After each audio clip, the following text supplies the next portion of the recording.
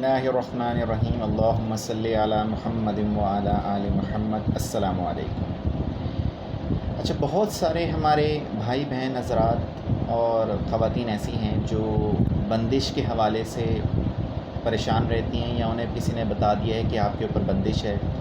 یا بندش کے حوالے سے کبھی گفتگو ہوتی ہے تو انہیں مکمل معلومات نہیں ہوتی ہیں، اور اپنے ذات کے حوالے سے، اپنی فیملی کے حوالے سے یہ لوگ اکثر پریشان رہتے ہیں کہ شاید ہمارے اوپر بندش کا کوئی معاملہ ہے، یا جی کسی نے ہم پہ کچھ کروا دیا ہے۔ تو یہ سب کچھ اس طرح کی ذہن میں مختلف باتیں ہماری چلتی رہتی ہیں۔ سب سے پہلے بندش کو سمجھنے کے لیے میں کچھ وضاحت کر دیتا ہوں تاکہ آپ کے ذہن اس حوالے سے صاف ہو جائیں کہ بندش ہوتی کیا ہے۔ بندش کا مطلب یہ ہوتا ہے کہ آپ کا جو بھی نظام ہے، جو سلسلہ ہے، وہ آپ کا رک جائے یا اس درجے پہ پہنچ جائے کہ آپ کا وہ کام تقریباً نہ ہونے کے برابر ہی رہ جائے۔ جیسے آپ کے اگر کاروبار کے اوپر بندش ہوگی تو آپ کی صورتحال یہ ہوگی کہ آہستہ آہستہ آپ کا کاروبار گرنا شروع ہو جائے گا، اور یہاں تک نوبت آ جائے گی کہ یا تو وہ بند ہو جائے گا یا بالکل نہ ہونے کے برابر ہو جائے گا، ٹھیک ہے۔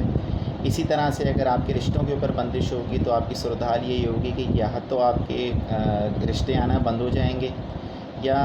رشتے آ رہے ہوں گے تو پہلی دفعہ ملاقات کے بعد دوسری دفعہ بات نہیں بنے گی، یا اس طرح سے کوئی نہ کوئی معاملات ایسے بیچ میں آ رہے ہوں گے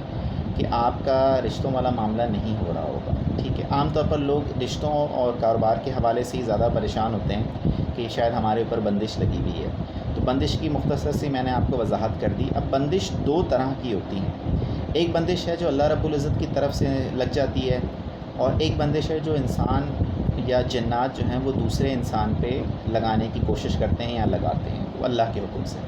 کیونکہ اللہ کے حکم کے بغیر تو کام ہو نہیں سکتا۔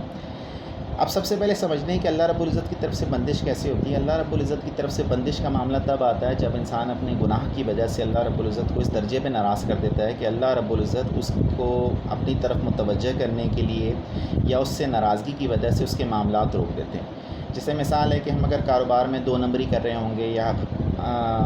حرام طریقے سے مال کمانے کی کوشش کر رہے ہوں گے، یا ناپ تول میں کمی کر رہے ہوں گے، یا ہمارے کاروباری معاملات ٹھیک نہیں ہوں گے،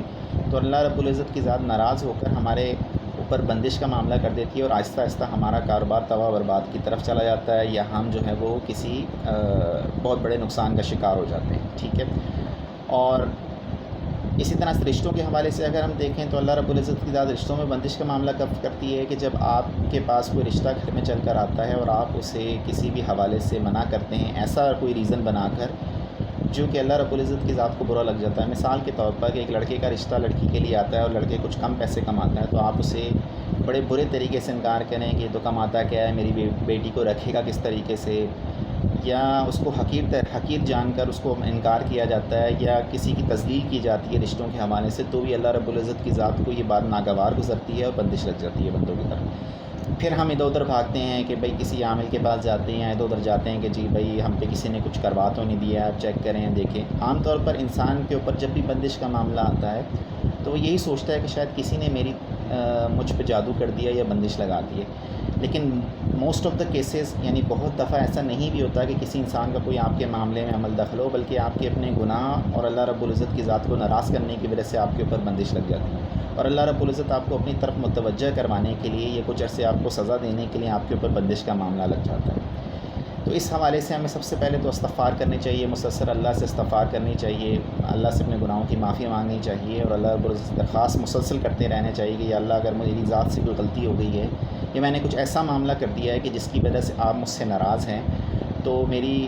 اس ناراضگی کو ختم فرما اور میری مدد فرما، اور میرے جو کاروبار پہ، رشتوں میں، یا جس بھی معاملے میں میری بندش لگی ہوئی اس پہ میری مدد فرما، ٹھیک ہے۔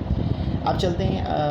وہ بندش جو جنات یا انسان جو ہیں وہ ہم پر لگاتے ہیں، یعنی جادو کی شکل میں جو ہم پہ عمل کیا جاتا ہے اس کی وجہ سے بندش لگ جاتی ہے، تو وہ تو ہم سب کو پتہ ہے کہ کوئی نہ کوئی دشمنی، کوئی بات بری لگنا، یا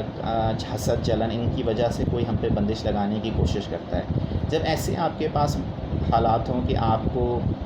اگر یہ لگتا ہے کہ کسی انسان کی طرف سے آپ کا معاملہ ہے یا جنات کی طرف سے آپ کا معاملہ ہے، تو اس بندش کے توڑ کے لیے میں آپ کو ایک عمل بتا دیتا ہوں، آپ وہ کیجئے تو انشاءاللہ کچھ عرصے میں آپ کو خود فائدے اور اپنا معاملہ صاف ہوتا ہوا، بہتر ہوتا ہوا نظر آ جائے گا۔ اللہ رب العزت کا ایک نام ہے یا فتاح، اسے روز 1100 دفعہ عشاء کی نماز کے بعد بیٹھ کے پڑھنا ہے، اور اس کو تقریباً کم سے کم 41 دن 41 ڈیز تک پڑھنا ہے، نہیں تو اس کے بعد اس کو دوبارہ آگے بھی کرتے رہنا جب تک آپ سمجھتے ہیں کہ آپ کا معاملہ بہتر نہیں ہو رہا۔ بہت مختصر سا عمل ہے، اول آخر 11 دفعہ درود شریف پڑھ لیجئے گا، بہت مختصر عمل ہے، کوئی بڑا اس میں معاملہ نہیں ہے۔ اگر آپ طریقے سے اس کو پڑھیں گے تو ٹوٹل 11 سے 12 منٹ لگیں گے عشاء کی نماز کے بعد، ٹھیک ہے۔ اس کو عشاء کی نماز کے ساتھ پابند کر لیجئے کہ جب عشاء کی نماز پڑھیں تو اس کو اس کے ساتھ پڑھیں گے، نہیں تو کسی اور نماز کے ساتھ بھی آپ اسے پابند کر سکتے ہیں، پڑھ سکتے ہیں۔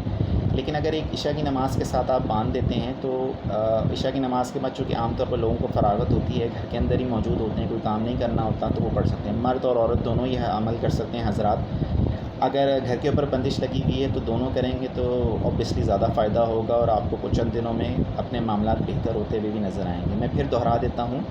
عشاء کی نماز کے بعد 1100 دفعہ یا فتاح اول اور آخر 11 دفعہ درود شریف پڑھنا ہے۔ درود شریف آپ کی مرضی ہے کہ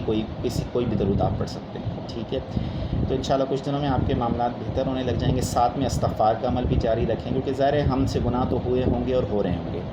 تو استغفار کی برکت سے اللہ رب العزت ہم سے راضی ہو جائیں گے اور جلدی مدد آ جائے گی ہمارے لیے، ٹھیک ہے۔ اس کے ساتھ ساتھ آپ دن میں جب موقع ملے یا فتح کا ورد کرتے رہیے، تاکہ مسلسل جب یا فتح شام میں بھی رات میں بھی پڑھا جا رہا ہوگا اور دن میں بھی مسلسل اس کا ذکر کیا جا رہا ہوگا، دن میں آپ کی مرضی 100 دفعہ پڑھ لیں یا جب بھی آپ کو فراغت ہو تھوڑا تھوڑا پڑھ لیں، تو اس کی برکت سے اللہ رب العزت کی ذات مزید آپ کی مدد جلدی فرمائے گی اور آپ کا کام ہو جائے گا۔ اللہ سے دعا ہے جو کچھ پڑھا ہے سنا اس پہ عمل کرنے کی توفیق عطا فرمائے، آمین۔